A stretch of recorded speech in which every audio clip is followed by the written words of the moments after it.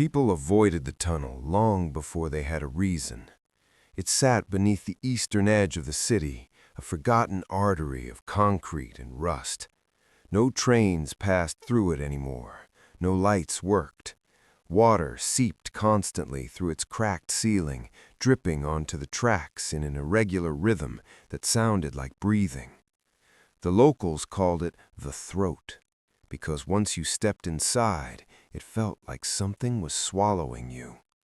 No one remembered who first said a child lived there. It started as a rumor, then a story, then a warning. But rumors don't leave footprints. This one did. Eli was 13 when he disappeared. His mother filed the report the same night. His father searched the streets until sunrise. Police canvassed the neighborhood, questioned shopkeepers, checked cameras. Nothing. No ransom demands, no sightings, no blood. Just absence. 3 weeks later, a homeless man told an officer he'd seen a boy near the tunnel, alive. The police marked it down as unreliable testimony and moved on. But Eli was there. He had been there for days. The tunnel was not silent. It whispered.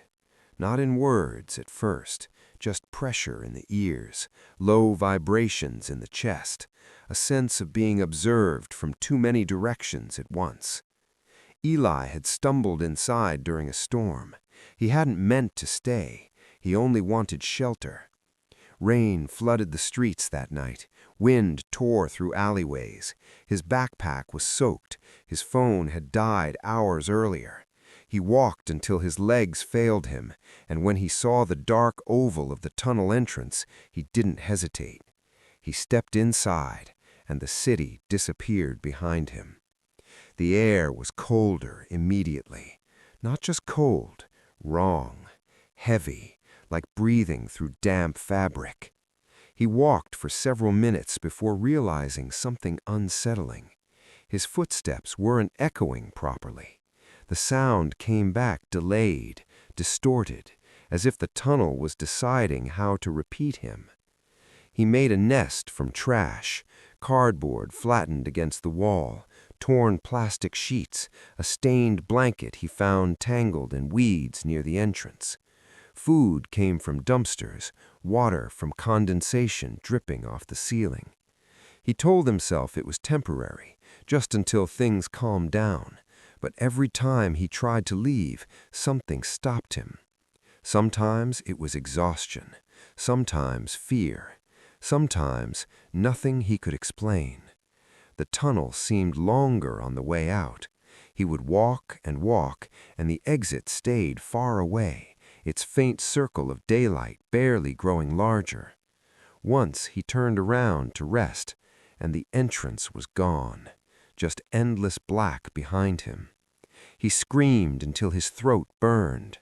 Minutes later, the light reappeared, exactly where it should have been. He stopped trying to leave after that. The first voice came on the 5th night. He was half asleep when he felt breath on his neck. Cold, wet.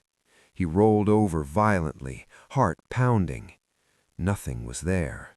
But from somewhere deep in the tunnel, a child's voice whispered, "Don't be afraid." Eli wrapped himself tighter in the blanket. "I won't hurt you," the voice said. "None of us will." He pressed his hands over his ears. Still he heard it. "You belong here now." He started seeing shapes in the dark. At first they looked like shadows thrown by nothing. Long, thin figures stretched along the walls, faces barely suggested by lighter patches of concrete, hollow eye sockets where the darkness grew deeper. They never moved while he watched, but every time he blinked, they were closer. He stopped sleeping. When he closed his eyes, he felt fingers brushing his hair. He felt weight on his chest. He felt mouths near his ears, whispering in overlapping voices. Names, sometimes his own, sometimes others. Names he didn't recognize. There were other children. He realized this slowly. Not physically, not yet, but he heard them, crying, soft sobs echoing from places the tunnel shouldn't have had. A little girl asking for her mother, a boy screaming in short, broken bursts like he was being pulled underwater. Eli followed the sounds once. He walked for what felt like hours. The tunnel bent in ways tunnels shouldn't bend. Corners curved inward, the ceiling lowered, the walls pulsed faintly, like muscle. He found a small shoe, pink, child-sized, still warm. He ran back to his shelter and vomited. That night, the voices multiplied. "You can't go back," they told him. "There is nothing left for you." He tried to remember his mother's face. It was blurry. His father's voice sounded distant, unreal, like something he dreamed. The tunnel fed of forgetting. He noticed this in small ways. He forgot his address. He forgot his school. He forgot the taste of real food.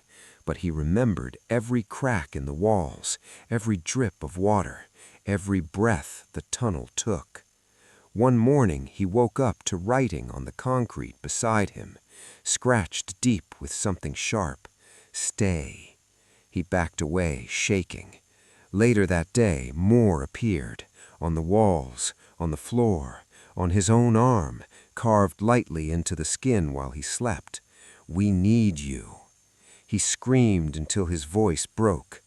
The tunnel answered by growing warmer, almost comforting, almost kind.